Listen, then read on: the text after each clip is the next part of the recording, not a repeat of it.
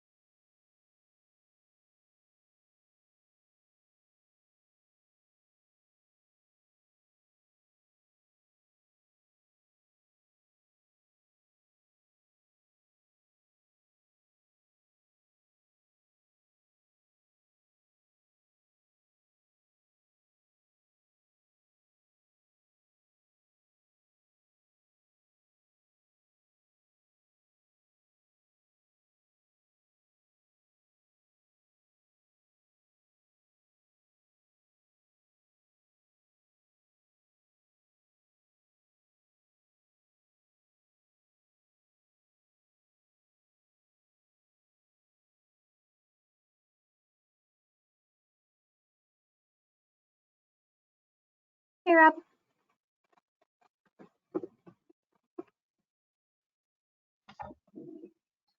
Hi, everyone. Our break of not having to be on video is over. Yes, indeed.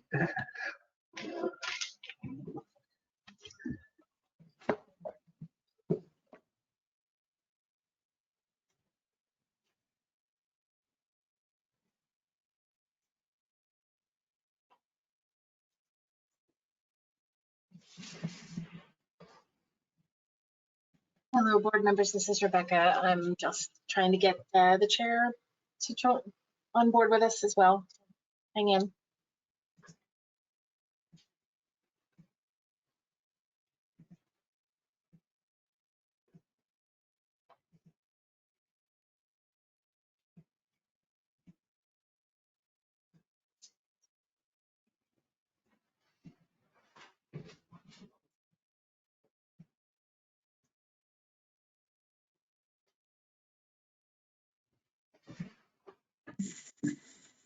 Okay, hi.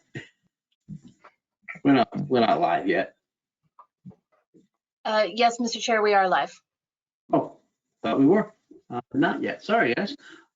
We are live, so let me get back to the agenda. My bad. Okay. We have a full contingent of the planning board. Mike Capuano, Amelia Ava, Rob Buchanan, and Jahan Habib. I have already opened our meeting, so we will move on to, I will read into the record, actually, the notice of public hearing for CZC number 20-000104, 379 Somerville Avenue. 379 Somerville Avenue LLC proposes to construct a 5-story net zero ready building, general building, and establish a household living principal for use for 10 dwelling units in the MR5 zoning district with no parking provided on site. This proposal requires site plan approval and a special permit. The applicant for 379 Somerville Avenue has requested a continuance. So it is my intent to continue this to our next meeting, which is May 20th. The chair moves to continue 379 Somerville Avenue to May 20th, seconded by Amelia. All in favor? Chair votes aye. Amelia votes aye. Jahan votes aye. Rob votes aye. We have a unanimous vote to continue 379 Somerville Avenue to the 20th. I'd like to take the next item out of order, as is the discretion of the chair, for 3 Hawkins Street. Dan, I believe, would like to have a word on the amended renderings that we've seen for this and maybe an additional presentation by the applicant. So I'd like to ask and/or the applicant to be unmuted so that we can have a discussion on 3 Hawkins.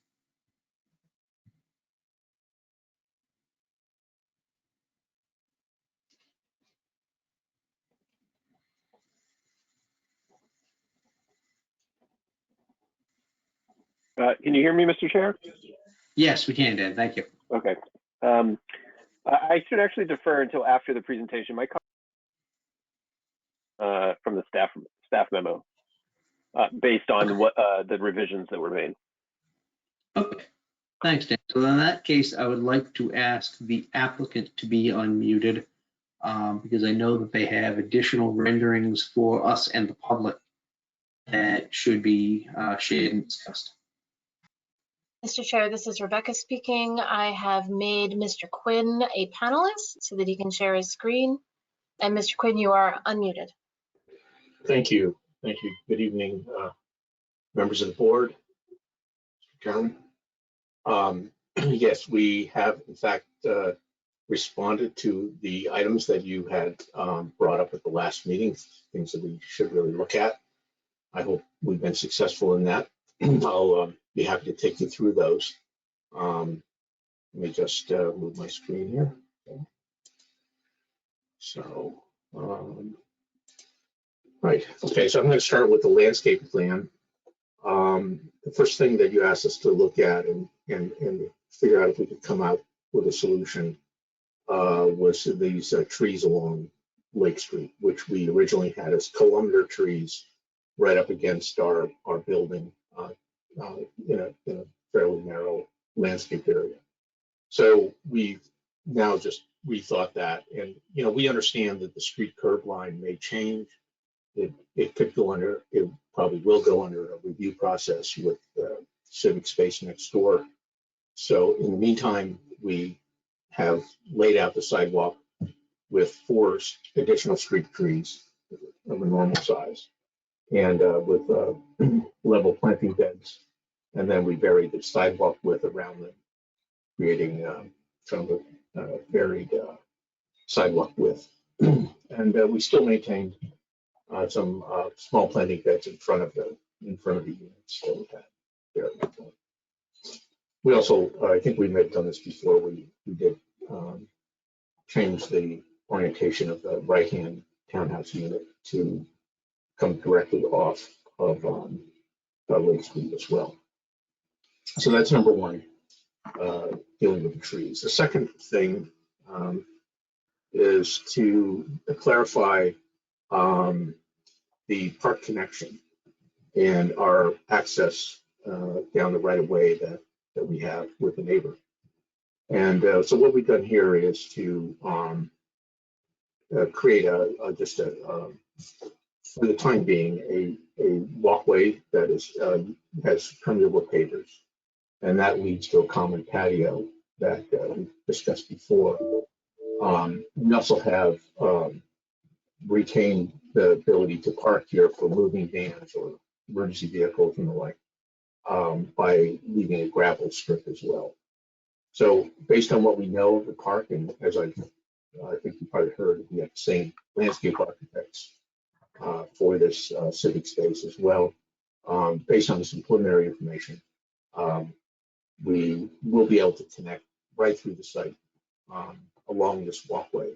As you can see where my cursor goes, they're planning to bring a walkway down this way. It'll cross over our patio and then continue down to Lake Street. And that then gives a direct connection across the street to Olive Square as well, which leads to a mixed-use commercial building. So, I think that's a good solution without paving everything, leaving a bit of gravel.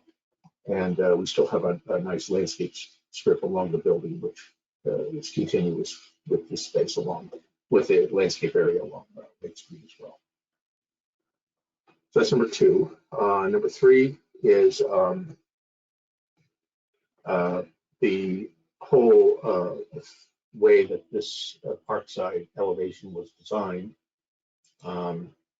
created some concern, and a couple of good comments were made about the fact that originally we had this this entry from the park deeply recessed in the building, and we also the whole thing was quite flat. This is what it looked like last time.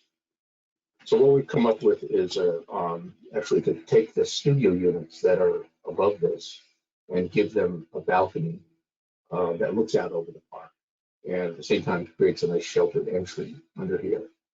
And in addition to that, we pulled the front of this building straight out toward, so it's essentially flush with the facade along this side. And this gives us, I think, a more forward presence into the park. Gives a nice kind of tempered view from the studios, nice glazing out into the park, and a nice sheltered area underneath it for people to gather. Can I ask you how deep those balconies are? They're about 4 feet. Are they deep enough to have like a small table and chairs, or are they just enough to put like a little potted plant on, or what do we? Yeah, you could have chairs. I mean, we were trying to get some nice big doors here, so you have a little bit of more space, but they're 4 feet deep. We only have 5 feet to deal with, so we need to have a little bit of space before the property line. So nominally, they're about 4 feet inside.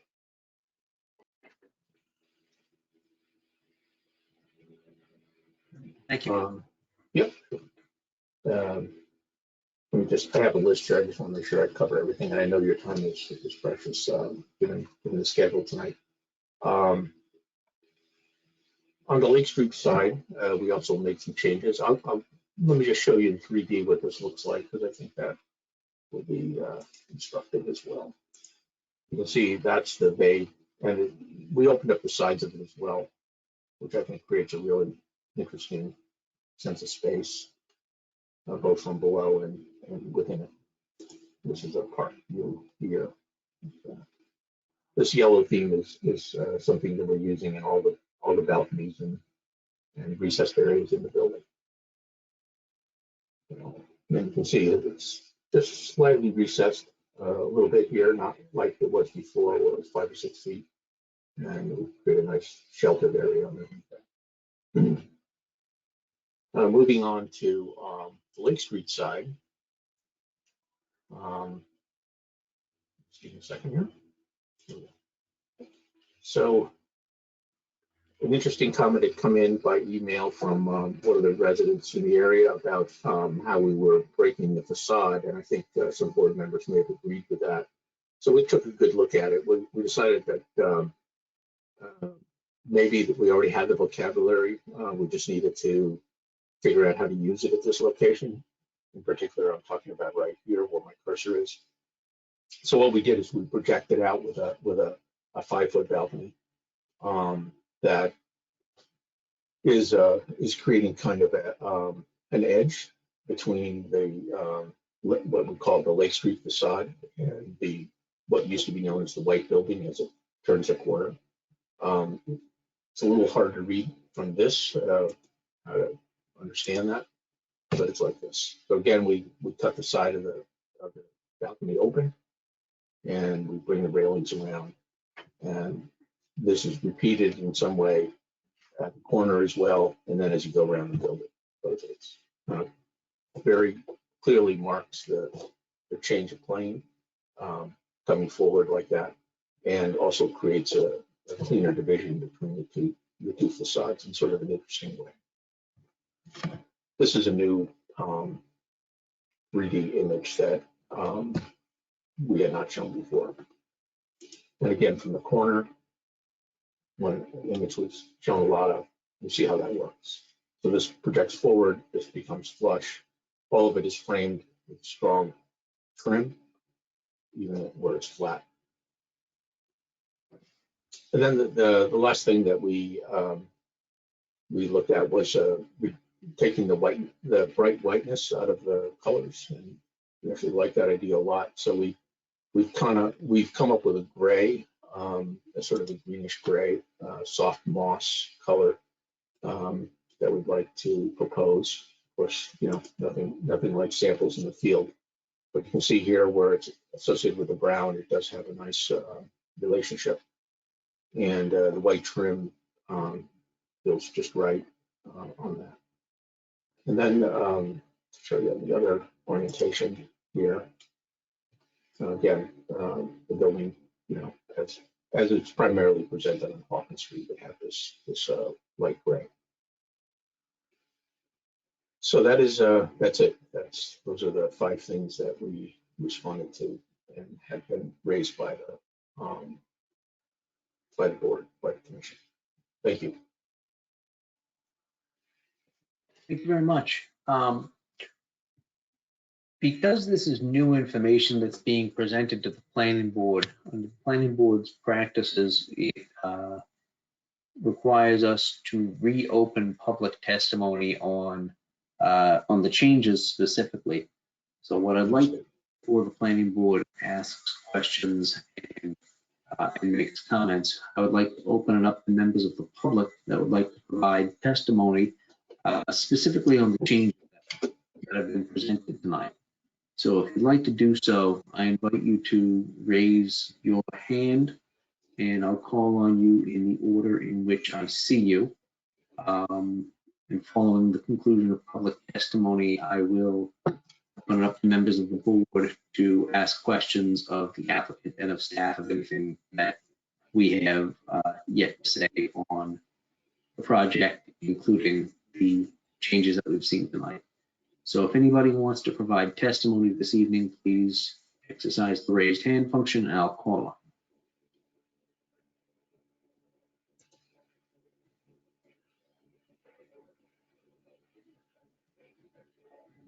I'll do one more scroll to make sure I'm not missing anybody.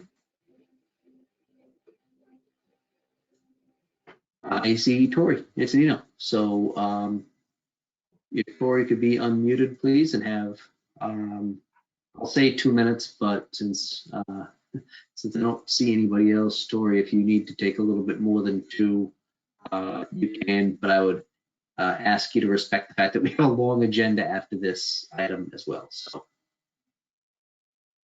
Hi, thank you, Tori Antonino, 65 Boston. Is the trellis a new feature? Mr. Chair, yeah. I Mr. can't Chair, hear this- Tori very well. Yeah, Tori, hang on just a second.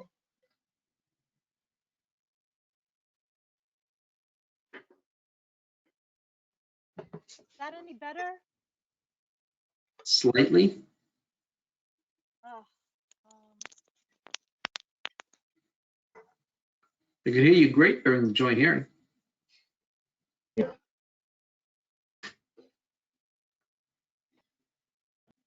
I don't know if this is any better, if you can hear Yes, there you me. go. Thumbs up. Okay, There you great, go. excellent, okay. So my question was, is the trellis, the wire trellis, a new feature of this project? Because that's what I want to comment on. But if it's not, I don't really have any comments. It is not a new feature. It has been. Just so folks know, this is not the time for question and answer. Any questions that are during public testimony can be answered at the close of public testimony to address those questions.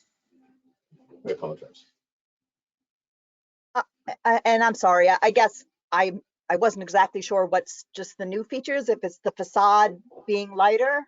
I actually prefer things to be, it feels like it's a little bit of a sore thumb with the lighter facade.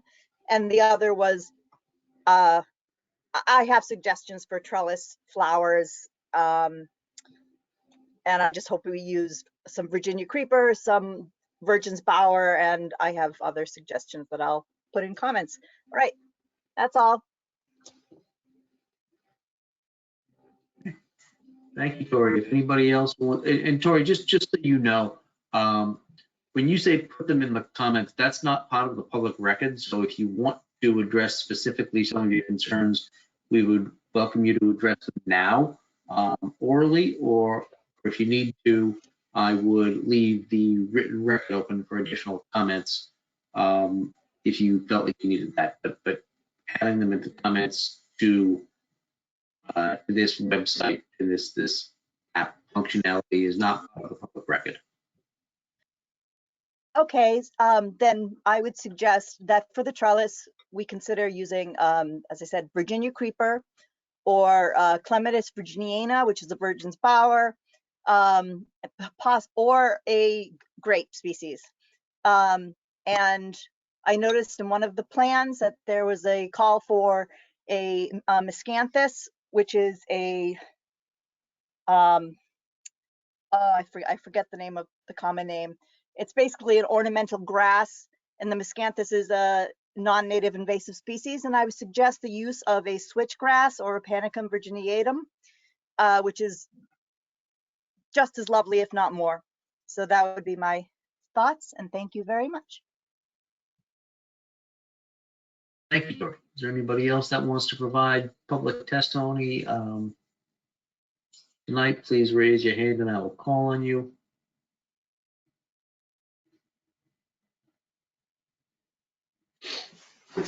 Folks in the audience tonight, so I'm just making sure I don't miss anybody. Okay. Seeing none, I'm going to close that portion of the public hearing and I'm going to open it up to members of the planning board to ask questions of staff and of the applicant and or make comments. So do members of the board have any comments or questions for the staff or the applicant at this time in recognition of the amendments that have been presented tonight or in the project as a whole?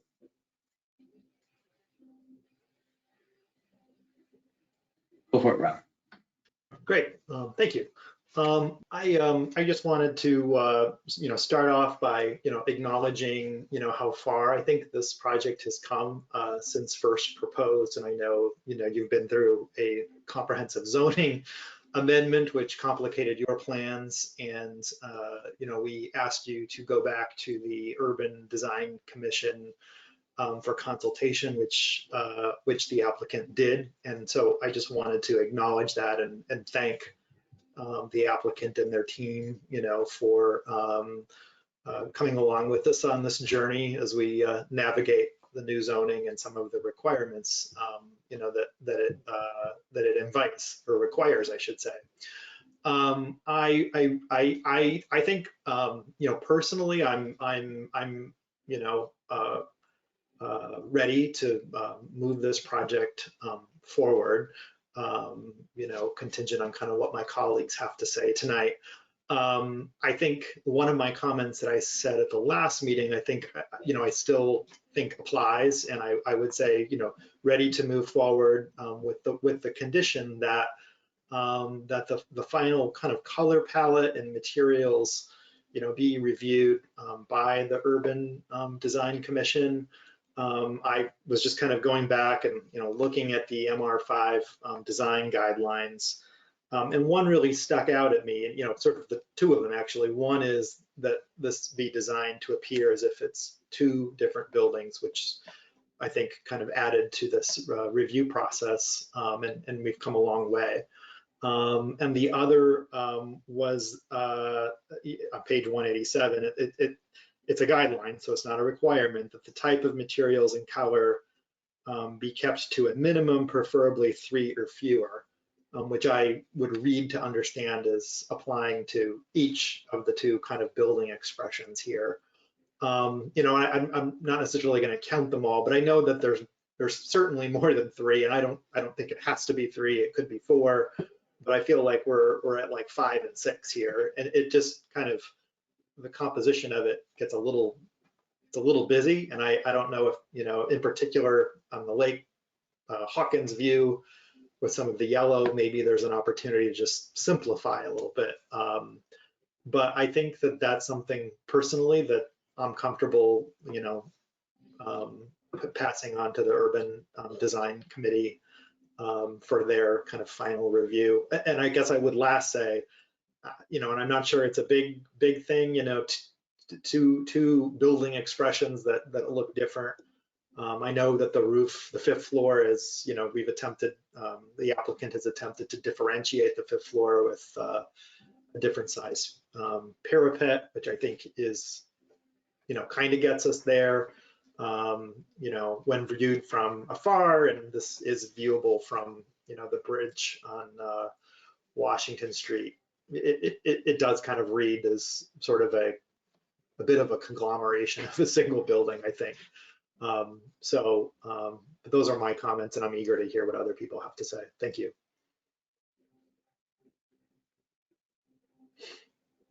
Does anybody else have any comments? I will make some, but I want to hear from Dan. Dan, did you say that you had comments on proposed conditions, on the amended proposed conditions? Or were you talking about the building kind of more generally? Mr. Chair, I was referencing the transportation mitigation condition that was already proposed, and now that the plan has revised its sidewalk, we always have some standard text to go along with widened sidewalks and the pedestrian access easement that is kind of standard practice for when somebody does widen the sidewalk.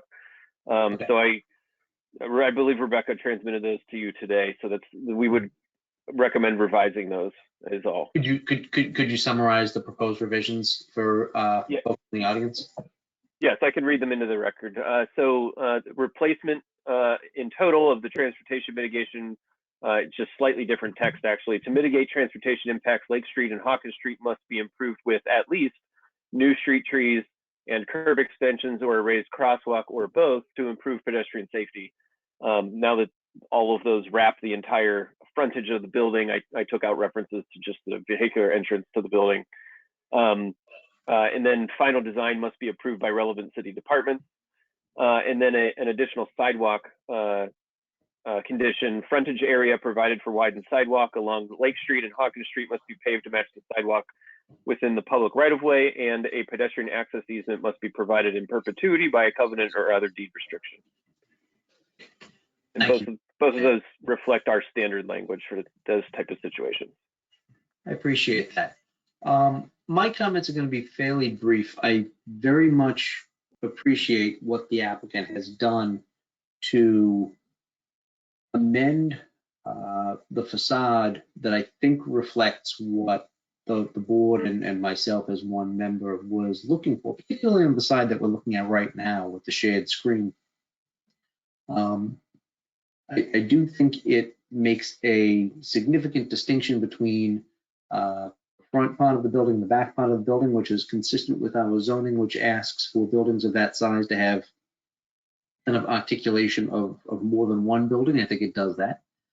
My concern was the doorway that is on the first floor kind of got lost in what very well identified, and it kind of looked like a flat facade. I think this very much helps that. I also like the way that the rendering, at least, and I don't know if the rendering is reflective of any difference in materials of some other windows that we saw in the past. I think the way that the windows present in the new drawings make it seem like it has a little bit more depth, or significantly more depth, and not so much of a flat surface of kind of a boring wall that people walking by and using that open space will look up and see. I think it makes it more of an interactive building face. I think the other side of the building that you're showing right now actually makes it a lot more of a usable and an enjoyable facade for people walking by and for people using the building, not just feel like you're on a building. I always like to see, particularly sides where people are looking at it and are sitting and looking out the window, things like that. It looks like it's a building that is inviting and not just a concrete structure. I've lived in brutalist buildings and they're not good. My architect friends will disagree. I see Amelia smirking over there. But no, I respect a lot what you guys have done to modify aspects of this project, make it a lot more appealable to me, and I think enjoyable to people on the street and people living in that building. I think the additional balconies will help quite a bit with people's enjoyment of that building. I think it's a much nicer presentation than what you have given us in the past. So I want to thank you for that.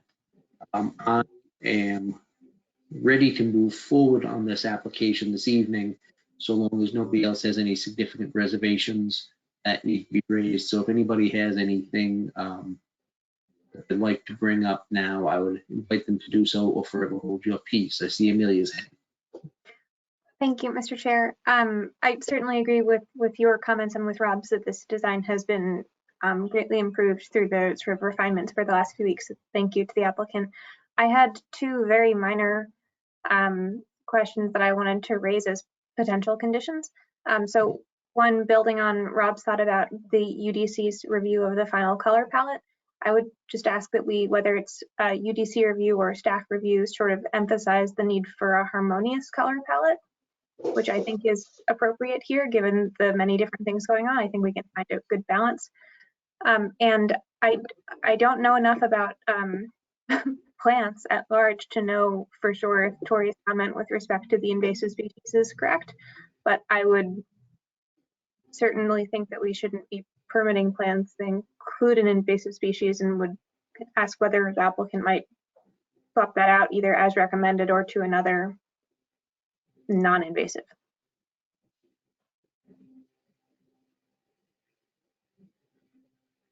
Thank you, Amelia.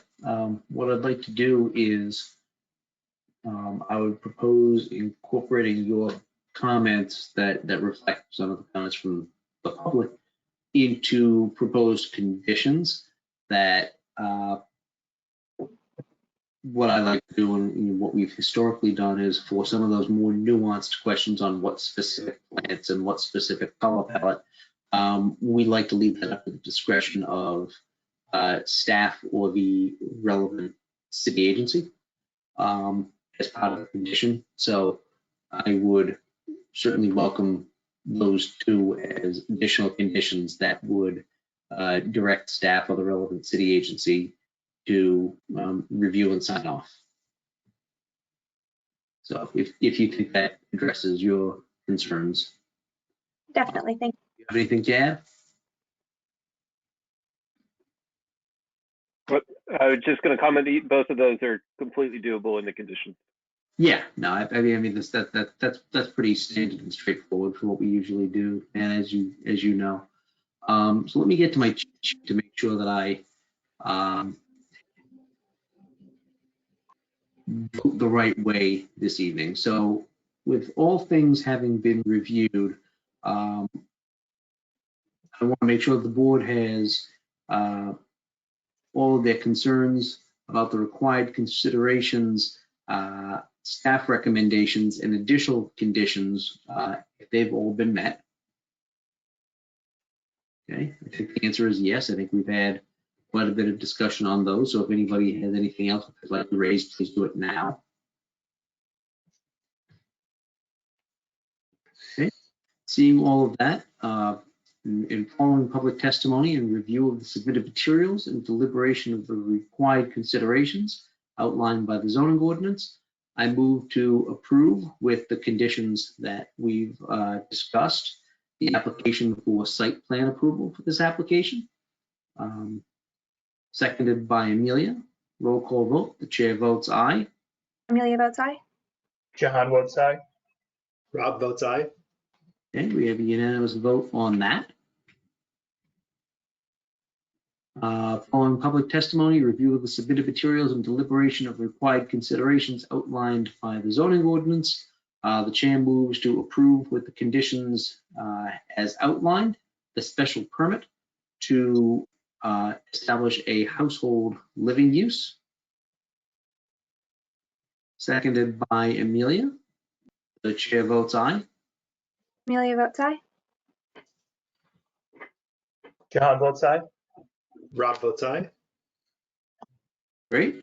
I believe those are all of the votes that we take on that application. So I wish the applicant good luck. Thank you. Thank you very much. Thank you very much for all your work with the renderings and with addressing our concerns and the concerns of the neighborhood. Thank you for that, and it's a better building for it. We appreciate it very much. Thank you all. Yep. Have a nice evening. You too. Thank you. I would like to take up 120 Middlesex, please. So if that applicant can be unmuted or their representative.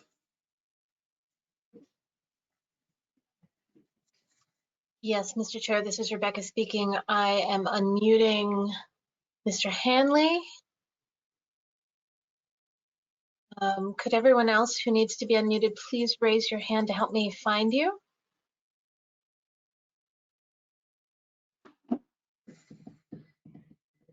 Thank you. I've unmuted you, BK, Mr. Doherty. Anyone else? Thank you. Shauna, as well, Shauna Gillis Smith. Okay. See Shauna. Shauna, you're unmuted as well. Our team.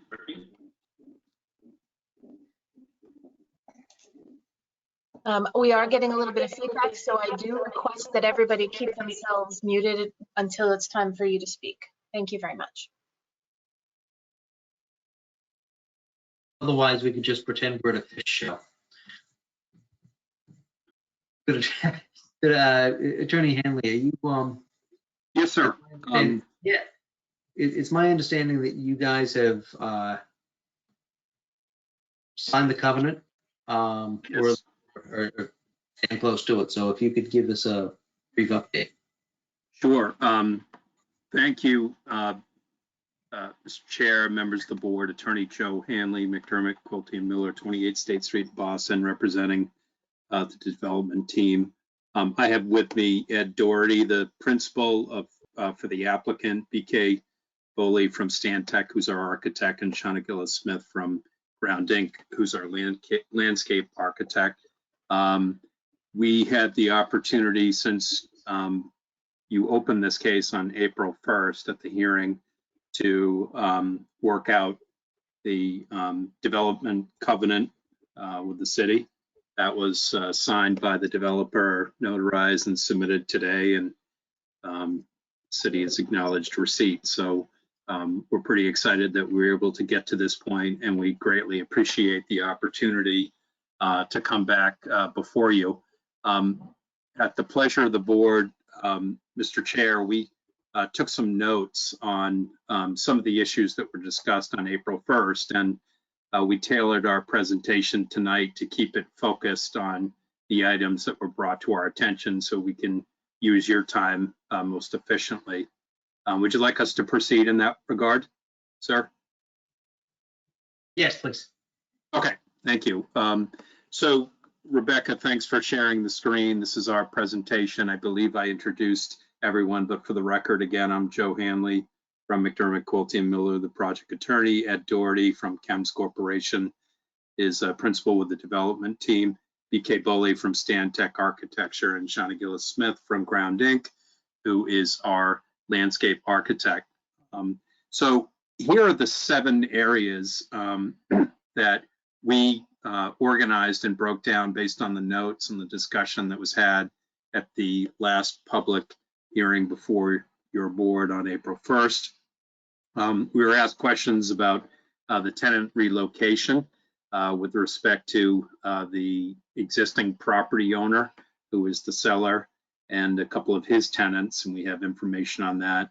Also, to talk more and kind of detail a little more of the ground floor activation and community space, which BK can speak to, Shauna to speak to utilizing landscaping as filters for air quality, who we had heard from Mr. Zamora from the Mystic View, some of those issues. Also, future connectivity with Middlesex Avenue and McGrath Highway, some refinement to the massing. And I think what we just spoke about, what I'll speak to is, detailing the linkage that is part of our now signed covenant with the city and our voluntary civic space in lieu of on-site creation. So with that, Mr. Chair and members of the board, I'd like to introduce Ed Doherty at this point to speak to the first item and the next slide. But before I do that, just to refresh everyone, here's the development summary. This just to bring you back into context here for the project. This is a mixed-use office research and development program that's being contemplated with 596,000 gross square feet and an FAR of 14. That would be broken down with 324,500 square feet of lab, 268,000 square feet of office, for a building height of 275 feet with 629 below grade parking spaces.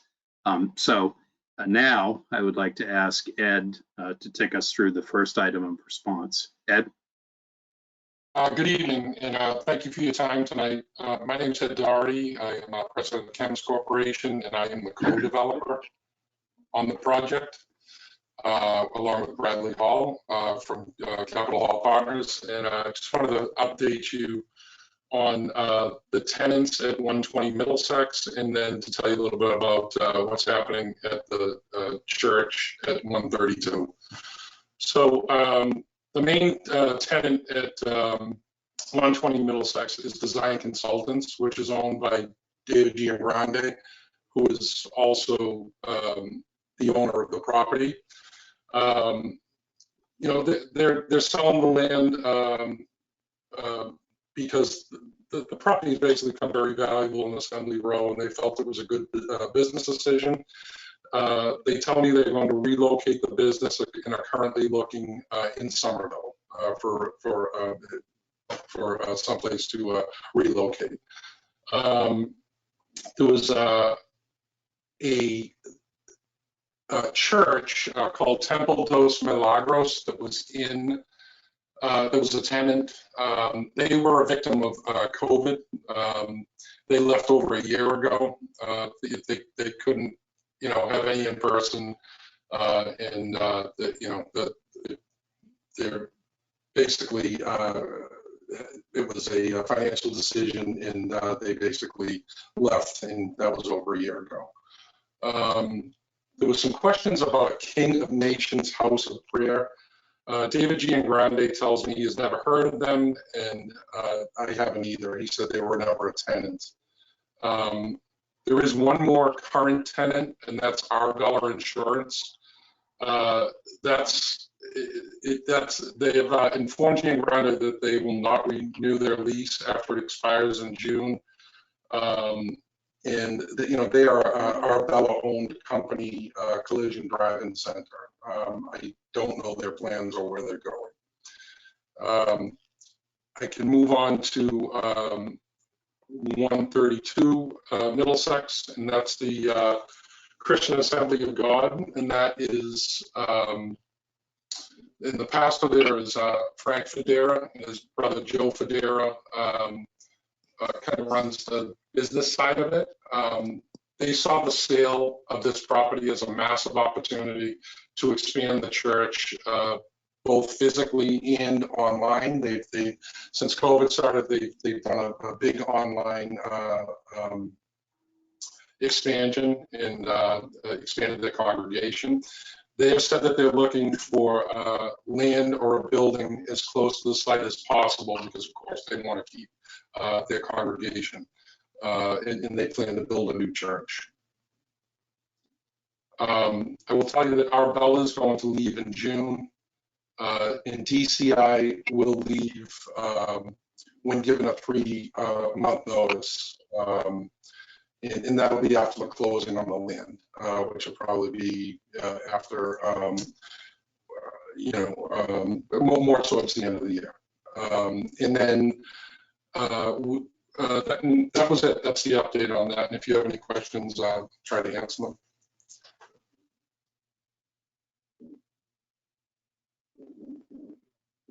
Thank you very much. I think your presentation addressed a lot of the concerns or all of the concerns that were raised previously by members of the board in previous meetings. I don't know if members have any additional questions or comments of staff at this point, or if staff has any additional comments or proposed conditions following this new application. Or this new presentation, rather. Yes, Amelia. Mr. Chair, I didn't have any follow-up comments on the presentation. I agree it answered many of the questions raised last time. Thank you very much for that. I was thinking through the parking requirement for this and was reminded of a condition that we've included on other sites at this stage in Assembly Square, just to sort of investigate whether below-grade parking could be designed for adaptation into usable space were it to no longer be needed at some point in the future. I can pull up the language, I have it somewhere, but I would ask that if, as we consider this application, whether that might be a condition that we encourage the applicant to at least explore in this phase. And that is to clarify, to put parking underneath. I believe the below grade parking is already planned, is that correct? Correct. That is correct. So Could you clarify that condition, because I seem to be looking at it. it's something that we've done with above grade parking in some areas. I think in Union Square, for instance, that we've asked the applicant to investigate whether the decks can be designed so that they could be usable indoor space in the future when the parking may no longer be needed. So I would just ask if we could consider exploring that. I know exactly what you're talking about, and I agree with you. Thank you. Does the applicant understand what the proposed condition would be? Yeah. Yes, we do. And we've Yep, go ahead.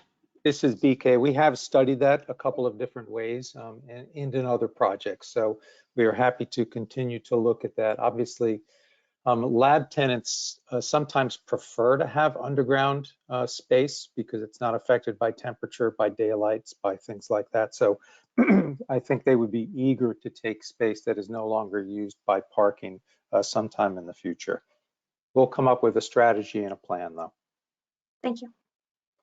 And we do have, Mr. Chairman, we do have more to our presentation if you'd like us to go through the other pieces. I didn't realize you weren't complete. Yeah, Yeah, I'd love for you to finish up. So this is the ground floor, revised ground floor that we have along Middlesex Avenue. I think it was Amelia at the last meeting that pointed out that there is a new concept called a third space where different kind of program uses are connected into one another, so it feels more like a free-flowing public space. And we've looked at that. We looked at 101 Federal Street. We have a picture of it following this image. And we think that this is a great idea. We had always been trying to connect our internal spaces to the sidewalk with operable partitions. But you can see in this plan, we have removed the wall in between the cafe and the lobby. And we put the secure line to get into the elevators in this location. And then we have an operable partition between this kind of shared tenant space, which we hope is going to be kind of a maker space, so that it can not only open up in this direction, but also in this direction. So it really feels like a very active ground floor that goes from one end of the building all the way to the other end of the building. These were some of the images that Shauna and I had shown you previously of that kind of active energy on the outside of the building. And then this is the design center with maker space in downtown Boston with large doors that open up so you can actually see and walk into those spaces. I think the reference that we were given was 101 Federal Street, which has this kind of expanded lobby where there are no barriers between uses. And that is on the left. And on the right-hand side, you can see that there are gates then at the elevator lobbies. And that's how you separate people. And the reception is up against the elevator wall. So anyhow, that is something that we want to explore, but we think it's a great idea. And we've already started to make adjustments to our plan. Shauna, can you just take us through some of the responses to WIG's comments about the buffer and a planted edge?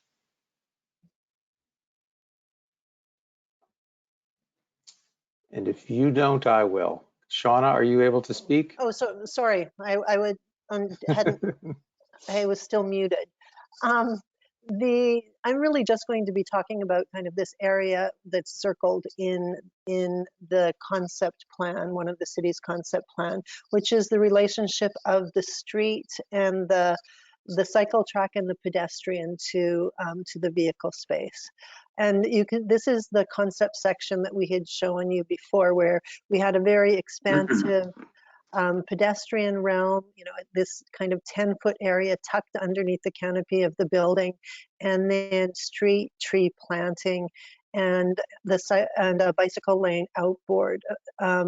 So one of the comments from the meeting that Mr. Zamor brought up last meeting was to the consideration of using some type of hedge planting as filtration to protect the pedestrians and vehicles.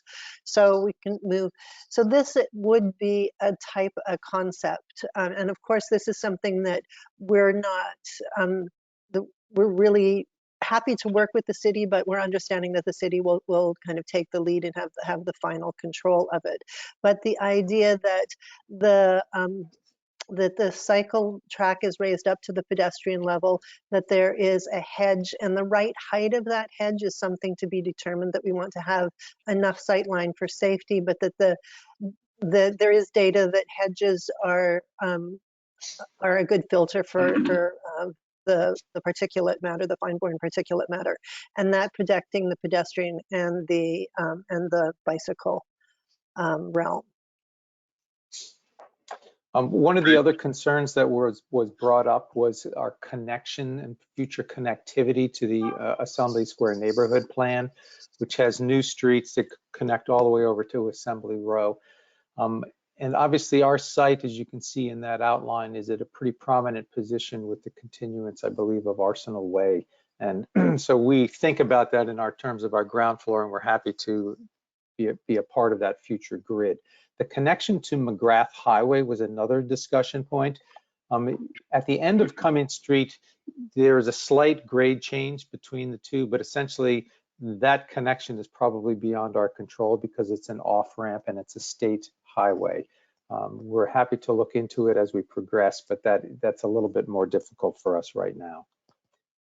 Finally, there was a question about massing refinement.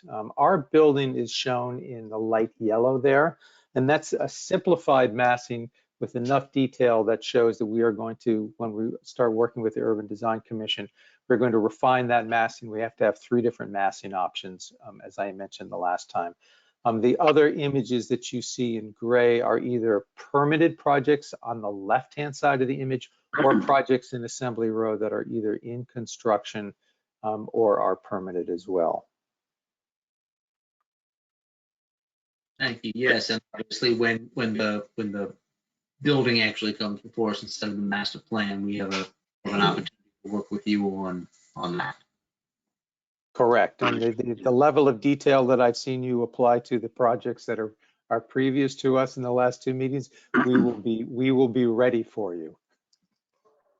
Thanks, BK. Mr. Chair, Joe Hanley for the record. So one of the last items that was brought up, and I think it's kind of been addressed, seeing how we have a signed covenant now, but there were some questions about, how some of the contributions and exactions break down for a project like this. So the bottom line, which you'll see, is almost $15 million in exactions and contributions resulting from the development, excuse me. And, that includes 7.4 million approximately for the linkage fee, which is in the signed covenant, and 2.4 million in voluntary contributions. And then one of the issues that we talked about was we are doing a contribution in lieu of creating the civic open space, which of course was a real challenge and concern with respect to the proximity to emissions and the expressway and the interchange there. So that estimated contribution comes out to about 5.1 million, which all of this continues to be a part of the discussion, as you noted before, as we proceed. So with that concludes the 7 areas that we took down from the notes from the meeting or the hearing on April 1st, and we appreciate the opportunity. Thank you. Thank you very much. Those are mostly just reactions to what we have. I don't know if there's anybody in the audience. I do consider that some new information that would, under our rules and regs, trigger some additional public testimony. What I'd like to do, I don't know if there's anybody from the public that wants to speak on this, but I would like to open up this public hearing for any members of the public that would like to testify on some of the clarifications and amendments that were proposed by the applicant tonight. If you'd like to do so, please raise your hand and I'll call on you.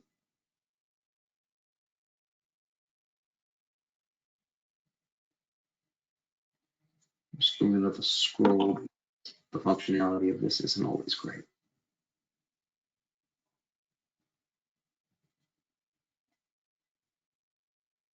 Okay.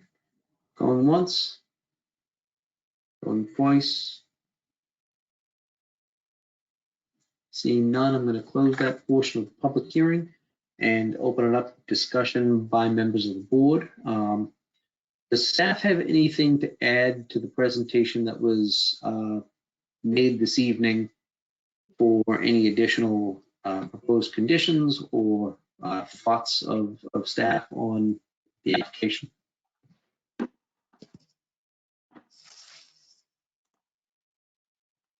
No? Sorry. Sarah, Mr. Chair, hello. I do not. I am here just to sort of reassure, ask any other questions, but this team has done all that we've asked them of, and having the signed covenant, I think, is a fantastic step forward. I would agree with you, Sarah. That's always something that we insist on before we make any moves on voting on applications, is if there is a covenant that is being negotiated, that it be executed, at least in part, before we move forward. So because it has been signed, I think this board is ready to move forward on this application. So I appreciate everybody's patience and presentations. Is a fantastic proposal for a use that I think we've all very much hoped to see in Assembly Square. I know that we've always tried to push as much commercial as we can, particularly in that area of Assembly Square, particularly lab space, because we were told a couple of years ago, absolutely not. There's no way that lab space could ever come in next to the highway. What are you, crazy? And lo and behold, we've got you guys and a neighbor doing the same thing. So I guess I just won't believe you the next time you tell me it happened. I just want to put in a bunch of studio. So have members of the board? Oh, Rob, yeah, do you have questions or comments? Yeah, I just want to make one brief comment, which is, I agree. I think this is a strong application, and I want to, thank the applicant, and I know the staff do a lot of work behind the scenes to make these as good as they are when they come to us. I did want to say, and I know that the final design of the bike infrastructure is very much something that the city will be, kind of weighing in on, and is in the mix with the Assembly neighborhood plan. I like the idea of getting the bikes out of the road and onto some kind of protected bike lane. So I know that's not necessarily something that we need to, tackle at this point, but I look forward to hopefully seeing that progress. So thank you. Through the chair, definitely noted. Thank you. Rob, does anybody else have any comments or questions right now before we move forward on this application? Okay. None. I would like to bring up our required questions and the methodology by which we move forward on a vote.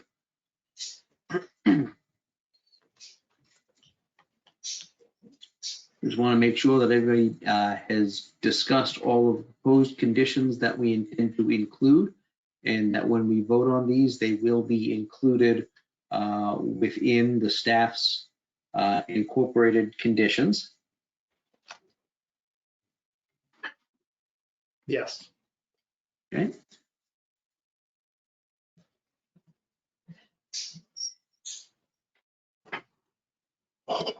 So we have all of the conditions that the staff has proposed. So when we vote, we want to make sure that the board wants to accept those staff proposed conditions. We have talked about proposed additional conditions, so those will be included in any vote that we choose to take. So following public testimony, review of the submitted materials, and deliberation of the required considerations outlined by the ordinance, as we have previously discussed in all of our discussions prior to this motion, I move to approve, with the conditions we have discussed, the master plan special permit for this application. Seconded by Amelia. Roll call vote. The chair votes aye. Amelia votes aye. Jahan votes aye. Rob votes aye.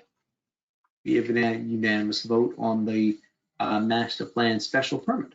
Now, following public testimony and review of the submitted materials and deliberation of the required considerations outlined by the ordinance, I move to approve with the conditions we previously discussed, the special permit for a waiver from the maximum building height set by table 7.4.6 of the ordinance. Our building of 18 stories and up to 257 feet. Seconded by Amelia. Roll call vote. The chair votes aye. Amelia votes aye. Jahan votes aye. Rob votes aye. We have a unanimous vote.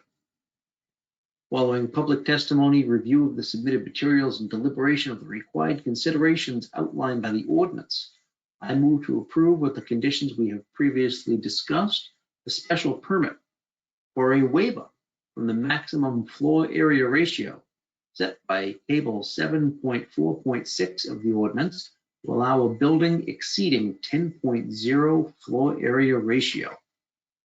Seconded by Amelia. The chair votes aye. Amelia votes aye. Jahan votes aye. Rob votes aye. We have a unanimous vote on that. For public testimony, review of the submitted materials and deliberation of the required considerations outlined by the ordinance. I move to approve with conditions previously discussed, the special permit to authorize occupancy of commercial spaces over 10,000 square feet by any permitted use for this application. Seconded by Amelia. The chair votes aye. Amelia votes aye. Jahan votes aye. Rob votes aye.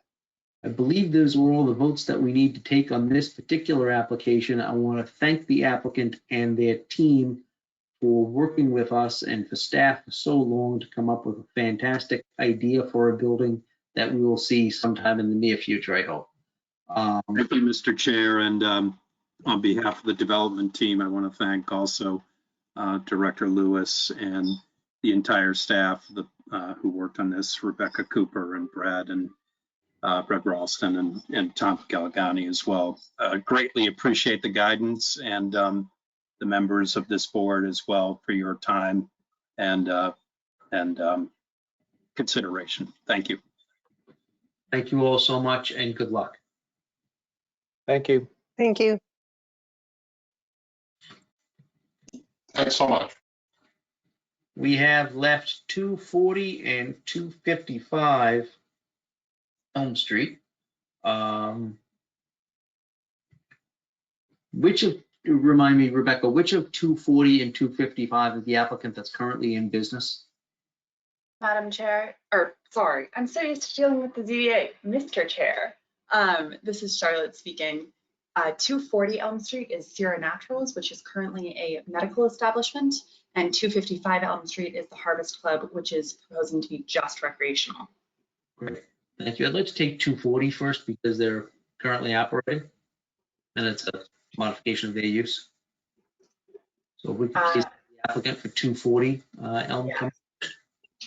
Dwan Packnett, you are unmuted. Michelle Foley, you are unmuted. Jefferson Smith, you are unmuted. John O'Donovan, you are unmuted. Steven Saragusa, you are unmuted. Am I missing anyone? Dwan. Do we have our attorney on? Is that Sean? John O'Donovan? Yeah, he's I'm here. here, thank you. Yes. If there's anyone else from the application team, just raise your hand and I will unmute you as well. But I think I've gotten everyone. I will say, make sure you always have your attorney. Good evening, everybody. Could we also ask Charlotte for Lou Carger to be allowed in? Thank you. I'm not seeing Luke Harger. Okay, he'll be on in just a moment. If he does, I'll raise my hand. Thank you.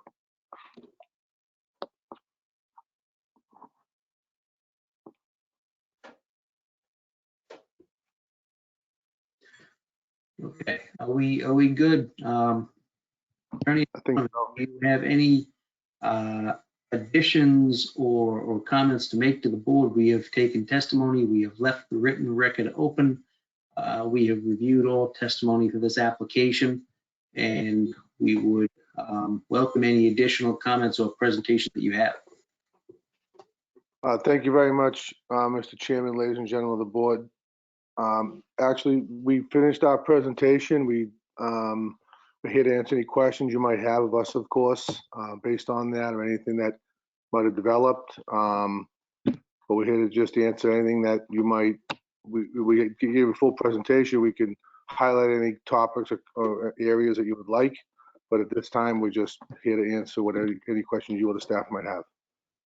Okay. Thank you, Sean. We had a pretty lengthy discussion on this application and the similar application that although they are not the same applicant, they are seeking similar relief. And so I think we had a discussion, or at least the beginning of a discussion, on the appropriate land use for both of these applications that are effectively across the street from each other in Davis Square, seeking to operate recreational cannabis shops. And I will just say this, I was very, very impressed by the presentation by both applicants. We're talking about 240 right now, so I will limit my discussion to them. We've received pretty significant amount of written testimony speaking on your positive contributions to the community, to the way that you do business, and all of that is great. That's not part of zoning, but it does inform the way I view this application. That's certainly helpful. You're already in business. You're already a medical facility, and done very, very well among the community. You've done exactly what I think Somerville has expected, and this member has absolutely no problems with moving forward to approve the relief that you seek tonight. I don't know if members of the board have any comments or questions of you or of staff, aside and above what we've already talked about. Okay. That being the case, we have reviewed the staff proposed conditions. We have discussed, I believe, one or two suggested conditions. And what I'd like to do now is, with all of that in mind, following public testimony, review of materials, and deliberation of the required considerations outlined by the ordinance, move to approve, with the conditions we have previously discussed, the special permit to establish a cannabis retail sales use for 240 Elm Street. Seconded by Amelia. The chair votes aye. Amelia votes aye. Jahan votes aye. Rob votes aye. Thank you very much, all. Congratulations to the applicant. We wish you luck. Thank you very much, Mr. Chairman, ladies and gentlemen of the board. We really appreciate all your time and effort and everything. Thank you. Thank you. Thank you, Sean.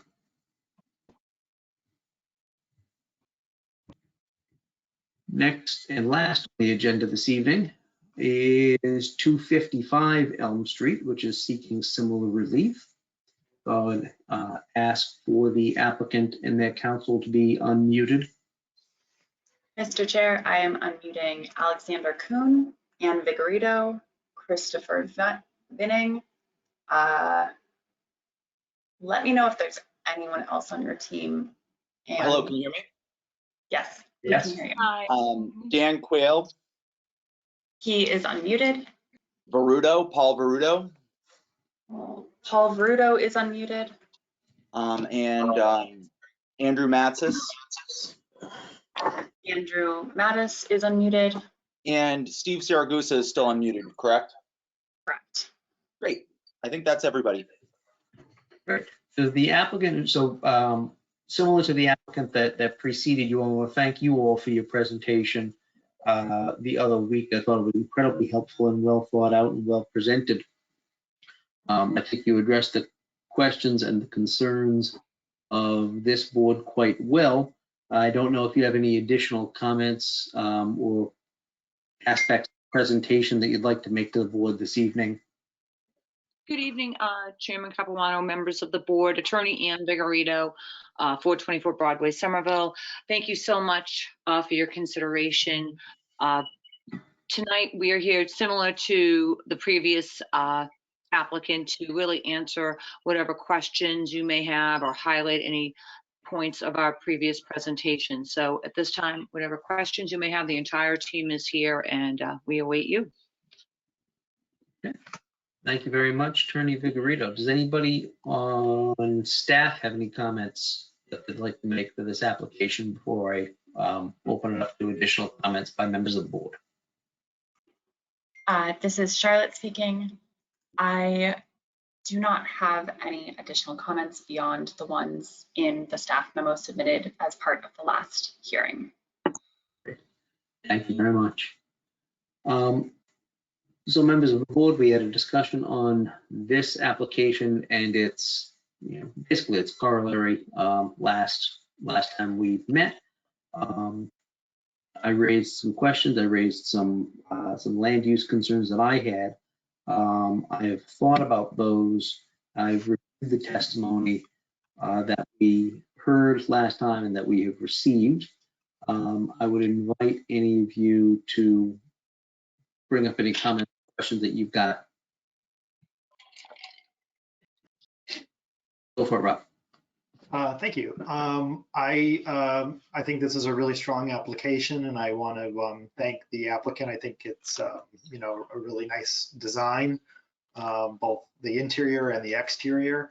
I did note there was one, maybe two letters, but there was a comment made by some resident, I think, who said that they would like more visibility into the interior from the exterior. And my recollection is, I don't have the plan open in front of me, but that you have kind of art displays in both of the windows. Are those permanent art displays, or do you anticipate sometimes it's art, sometimes it's not? And part of the reason why, through the chair, I'm asking is it's a nice interior, and it's pretty deep and has lots of visual interest. So it's neither here nor there in terms of my personal preference, but I can understand why somebody raised that.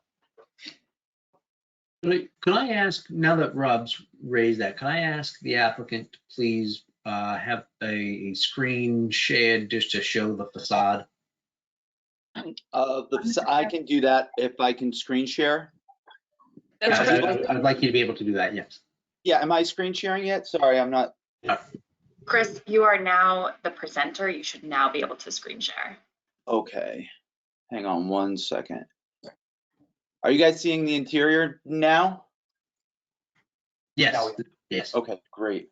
So this is Chris Vining, and I live at 119 College Ave in Somerville.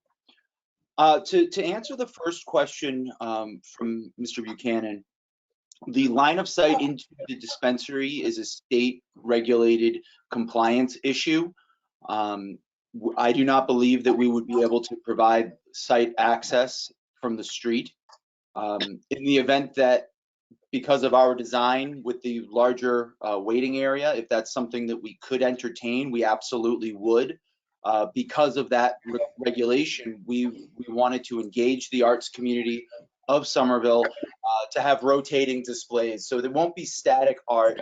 It will be probably changed quarterly with input from community arts groups, maybe community service groups, as a way to enhance the Davis Square community. And we have, we will bring those, before we put anything on the street facing windows, we have pledged to show those to the licensing board and any other boards that would need approval, because we plan to really do this as a year-long part of our engagement from day one, so that we're going to have a couple of artists that are ready to go for the exterior windows, and we can show those to you before anything would go up for the public to see. And obviously no cannabis depictions or it's not going to be Snoop Dogg art in the street-facing windows. It's going to be really to highlight Somerville, the uniqueness of Davis Square and Somerville arts organizations. I believe I will have something here in just one moment.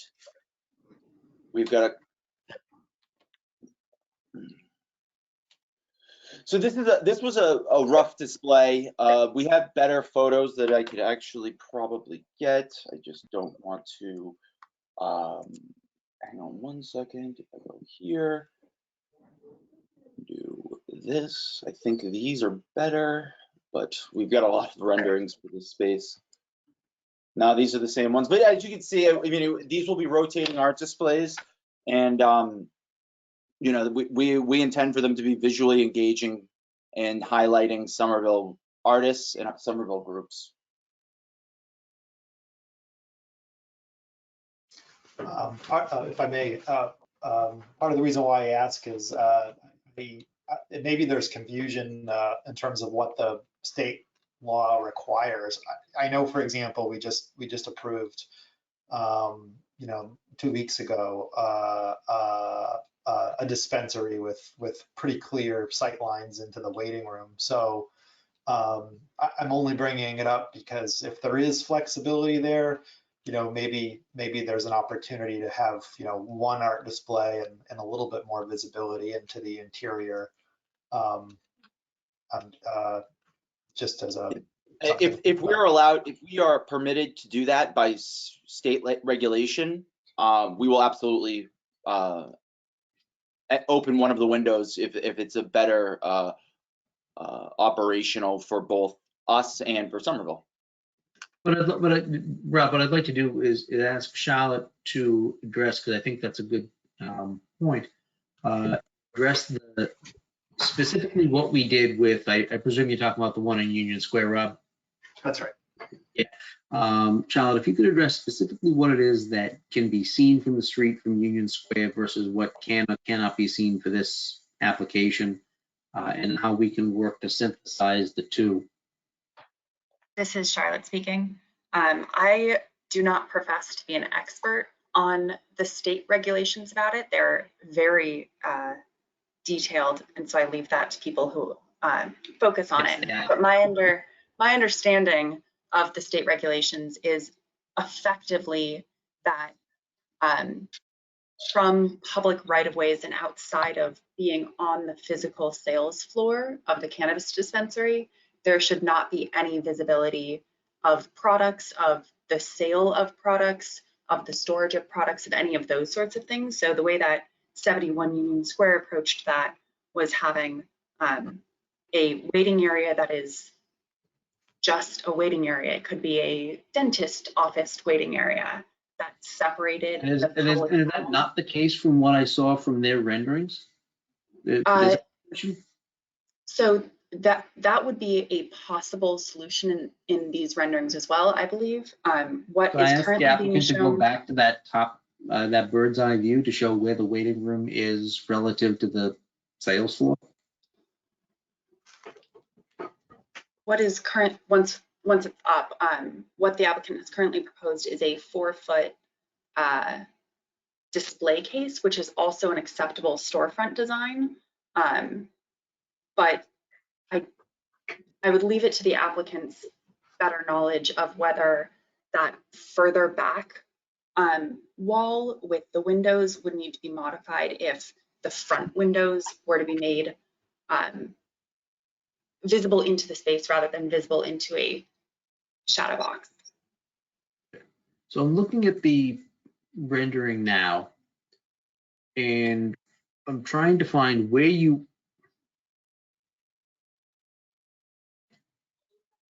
enter versus where the sales floor is. I don't know if somebody has this is Elm Street here. Let's say a laser pointer or something, but yeah, that's not. Can you see the cursor? Yeah, a cursor or anything like that.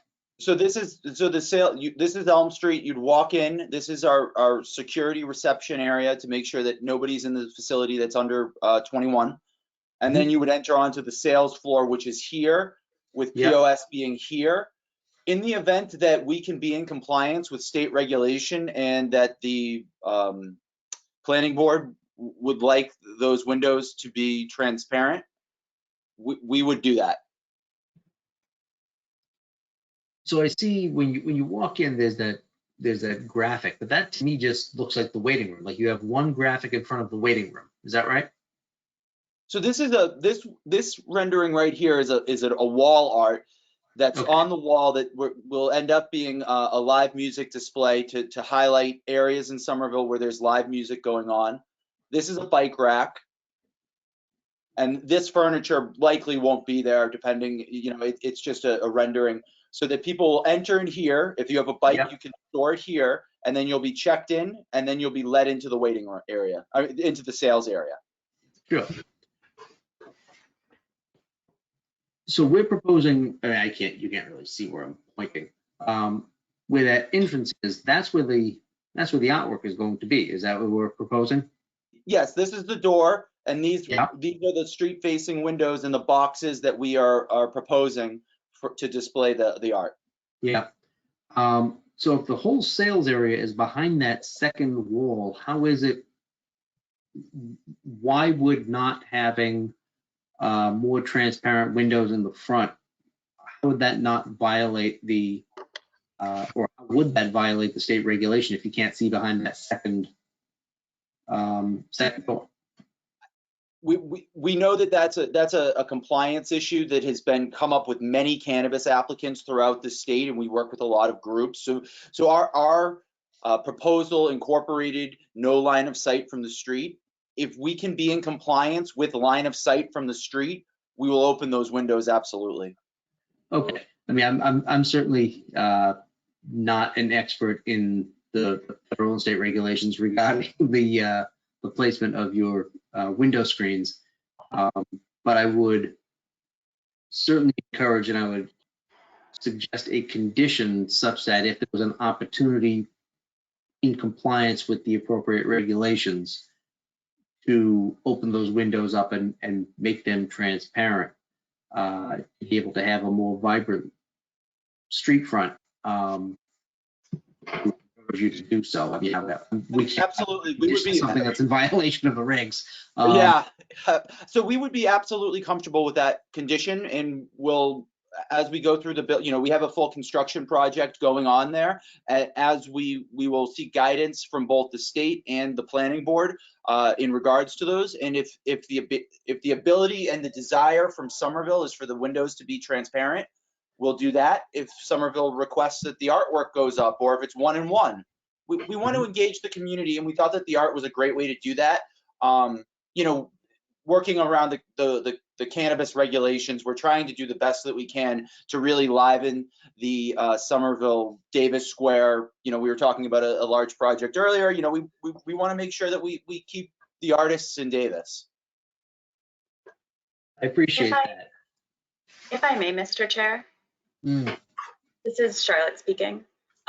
This proposal will require minor site plan approval from the Director of Planning and Zoning for the storefront design in any case.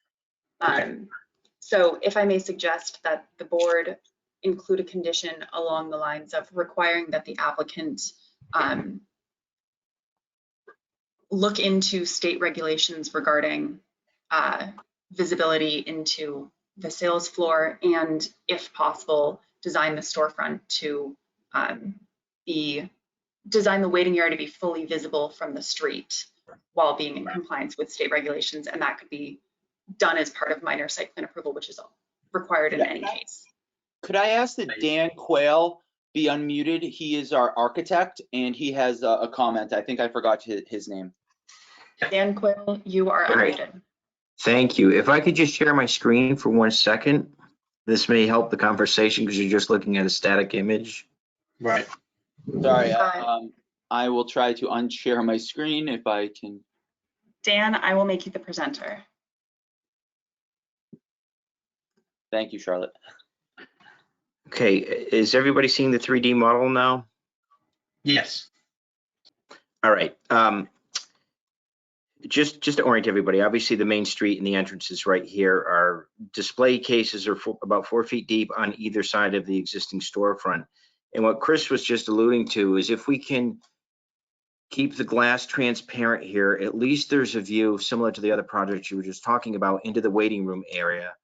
What we were trying to illustrate here is that there would be a film, the interior glass partition, which would block the view into the sales area. So if the Cannabis Control Commission will allow it, I think this whole sort of front third of the storefront would be visible from this, or could be visible from the street. And then depending on how these changeable displays are, these panels were intended to be movable and slidable to different types of artwork to be displayed.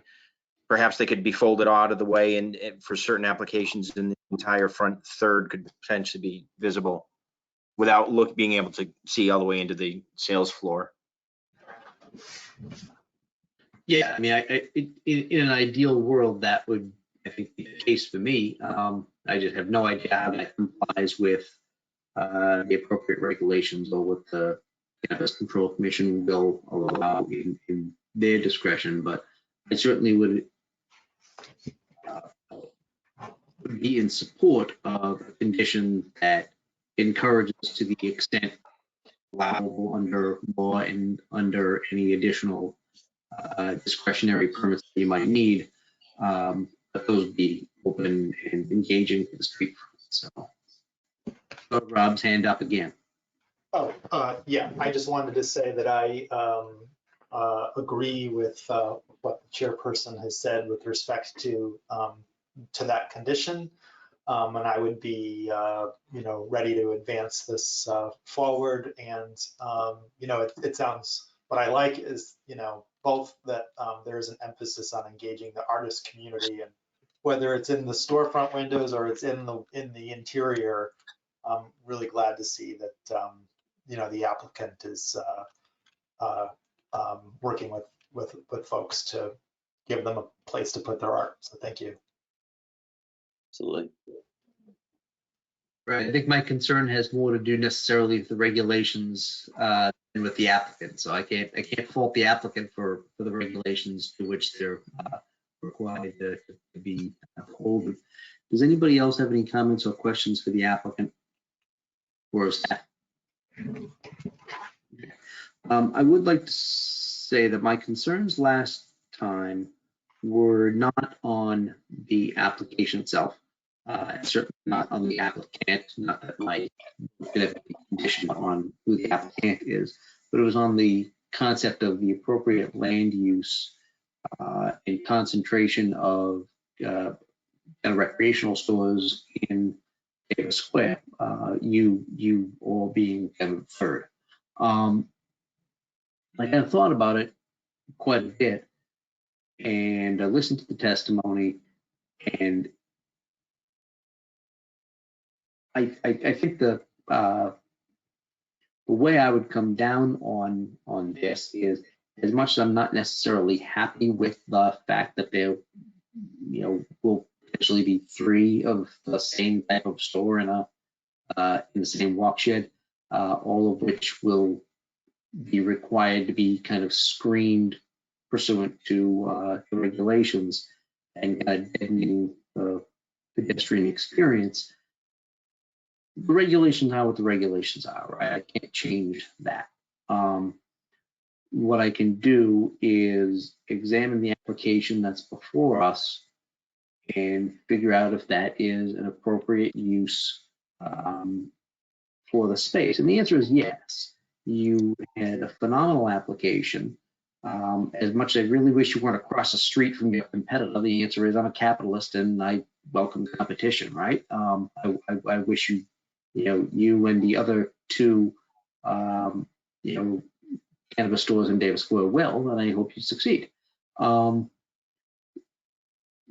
being the case, I'm a little concerned, but that's not enough to dissuade me from supporting your application. I think you will be, I hope you will be as good a community partner as your predecessor applicant. You guys have really spoken deeply about the way you want to engage the community with that seating space with programming. You all seem to be nice people. Again, I can't vote on the applicant, but it certainly helps. So I am in favor of your application, and I want to thank you for working with us to kind of knock me down from my my concerns about having 3 of the same thing in a walk shed. the nature of your business notwithstanding. So what I'd like to do is move forward on this application tonight. We have talked about the proposed staff conditions. We have discussed new conditions that the board would like to include. And so following public testimony and review of the submitted materials and deliberation of the required considerations outlined by the ordinance, I move to approve with the conditions we have previously discussed the special permit to establish a cannabis retail sales use at 255 Elm Street. Seconded by Amelia. Roll call vote. The chair votes aye. Amelia votes aye. Jahan votes aye. Rob votes aye. Thank you all. We have a unanimous vote. I want to thank and congratulate the applicant. Hope you do well. Thank you very much, and we look forward And your to presentation. following through on our commitments to engage. Thank you so much. Thank you, Mr. Have a nice Chair. night. Have a great evening. You too, Ann. I think that concludes the business that we have before us tonight. Is Mr. Sarah Chair, with us? Mr. Chair, this is Rebecca speaking. I believe Sarah is still with us, and that is the end of our agenda for the evening. Okay. Sarah, do we have to do anything else on this body consultant thing? Not yet, I still do. Okay. I still owe you a scope of work. Okay.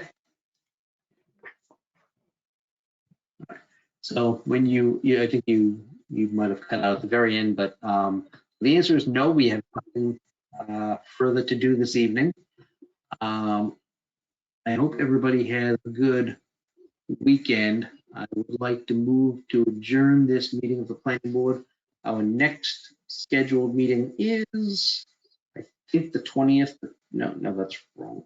Absolutely. No, Mr. Chair, that is correct. It's Rebecca speaking. Our next meeting is the 20th of May.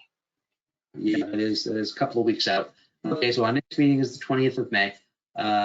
So the chair would move to adjourn the planning board until that date, seconded by Amelia. Roll call vote. The chair votes aye. Amelia votes aye. Jahan votes aye. Rob votes aye. Great. Thank you all very much, and I'll see you in a couple of weeks. Thank you. Thank you to Thank staff you. as well. Thank you.